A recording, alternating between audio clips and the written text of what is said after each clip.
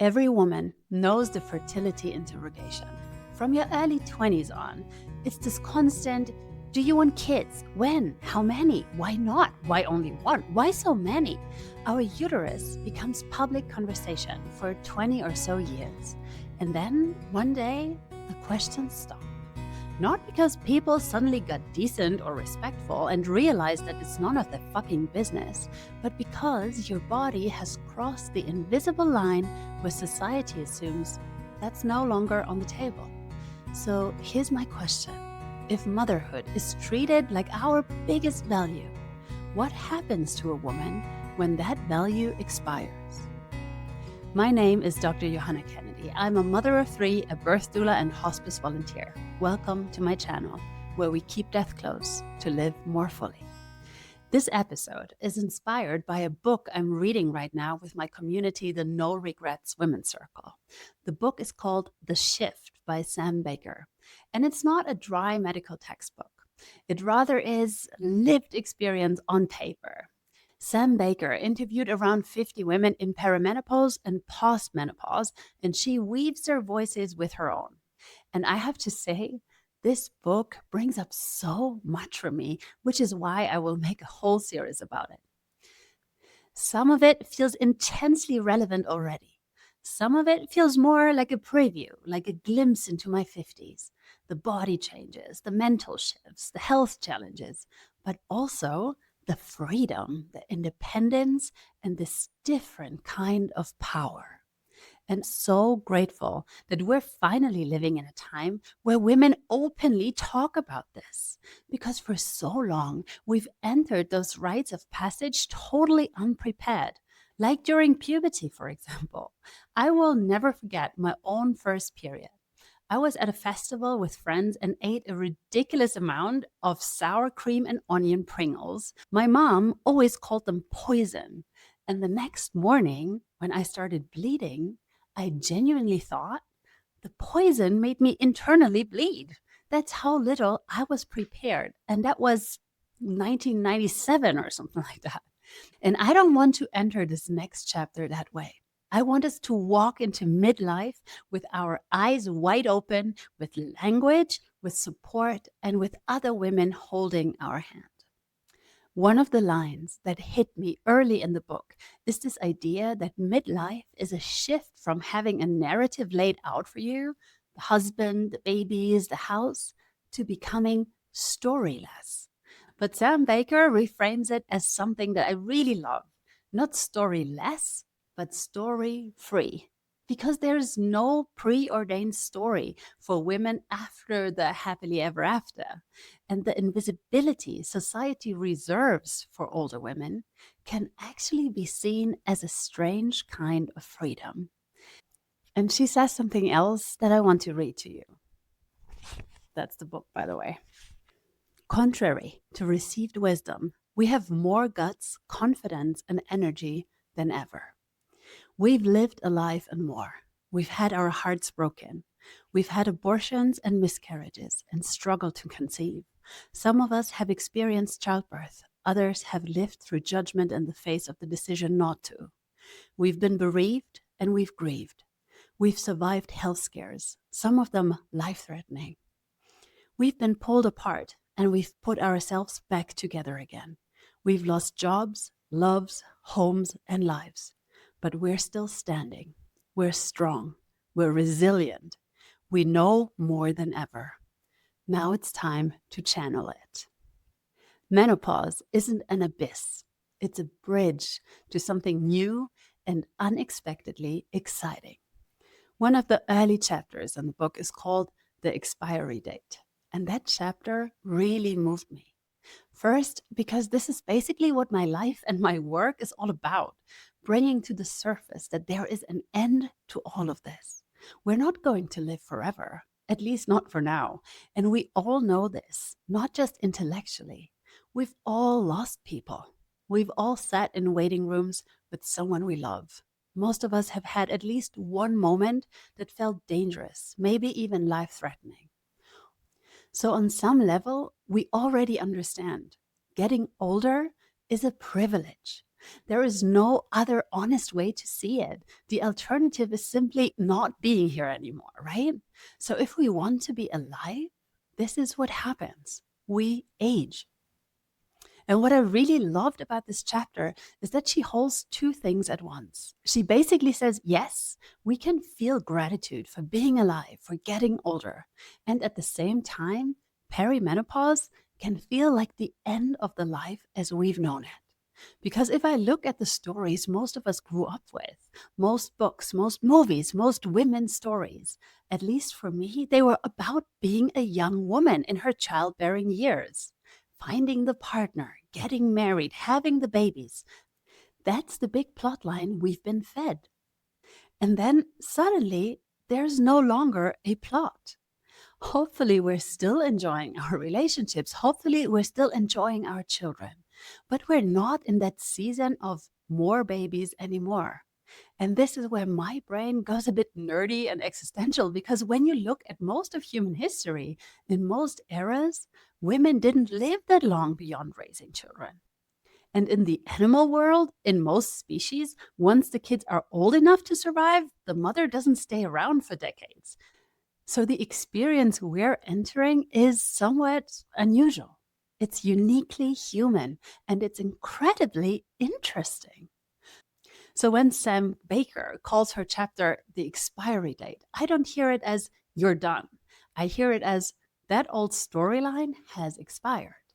And I didn't even realize how much of my identity was attached to it.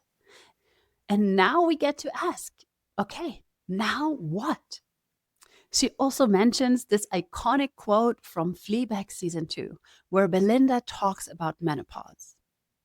She says, menopause is the most wonderful thing in the world. And then she describes how your pelvic floor crumbles and you get hot and nobody cares, and then you're free. You are no longer a slave, no longer a machine with parts. You're just a person.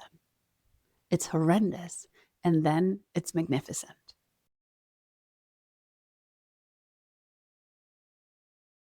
What Sam Baker points out here is really important.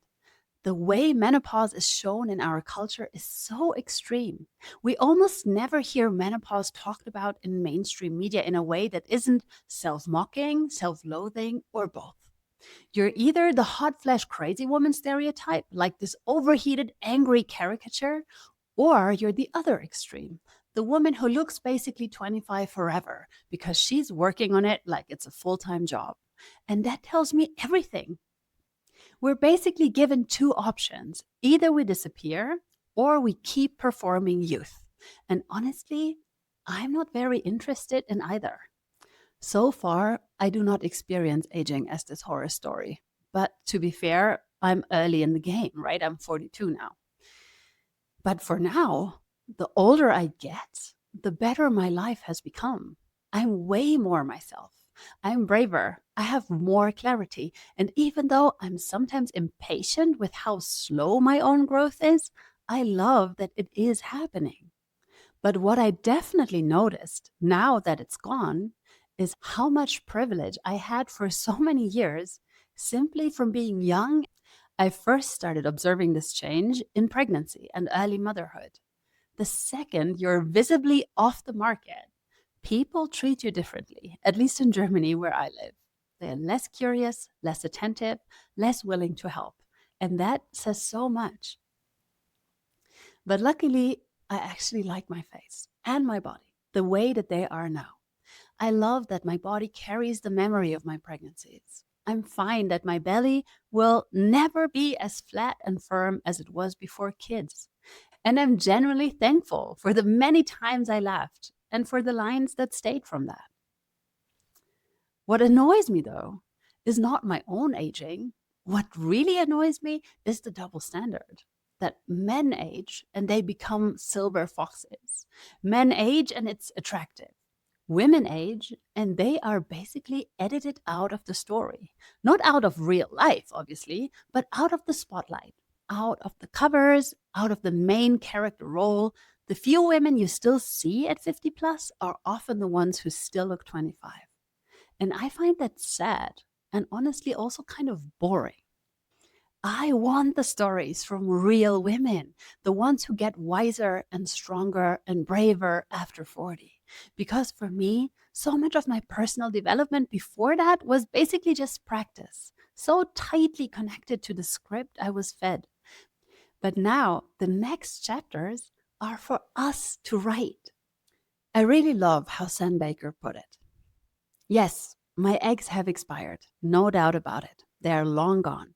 But the rest of me is still here and firing on more cylinders than ever. Not so much storyless as story free. In fact, I feel a new plotline coming up. This is the pivot. Not denial, not pretending it's not a loss, but refusing to turn it into a verdict. She quotes Cynthia Nixon saying, "The freedom that comes from no longer being fertile is huge." And I love that because it makes room for multiple truths at the same time. Relief and grief, freedom and fear, tenderness and rage. You can feel all of it and still move forward. It is the end of an era. Even women who didn't want more children can feel it keenly. I feel that too. Instead of being a person who could potentially have more babies or have babies in general, we become a person who can't. And that sounds harsh, but it also creates a doorway, a person in our own right, not a potential, not an audition, not a body waiting to be chosen for fertility, beauty, youth, and usefulness. Just a person with a life. And if there's one thing I would love for you to take away from this episode, it's this. If society reduces women to fertility, then menopause feels like erasure. But if we reclaim our identity as our own, menopause can become a liberation chapter. If you feel like it, grab a notebook and pause this video to ponder on the following questions. What did fertility represent for me? Not just babies. What did it really represent? Was it desirability, youth, safety, belonging, purpose, or maybe attention? And the next question is, what do I want my next plotline to be about? What is something you're finally willing to stop doing now that you're story free? And what is something that you always wanted to start doing that can finally come to the surface now? If this conversation is stirring something in you and you don't want to unpack it alone, this is exactly what we do inside the No Regrets Women's Circle. We read books like The Shift together. We talk honestly about midlife, identity, body changes, desire, freedom, grief, ambition, all of it. Not as a self-improvement project, but as a reclamation project. If you've been feeling invisible or like you're entering a chapter nobody prepared you for, come join us. You'll find the link in the description. And if you're watching this on YouTube, tell me in the comments, what's one plotline you're ready to write for yourself after 40? Thank you for being here. May you have a wonderful day, and may you sprinkle some magic dust on the world around you.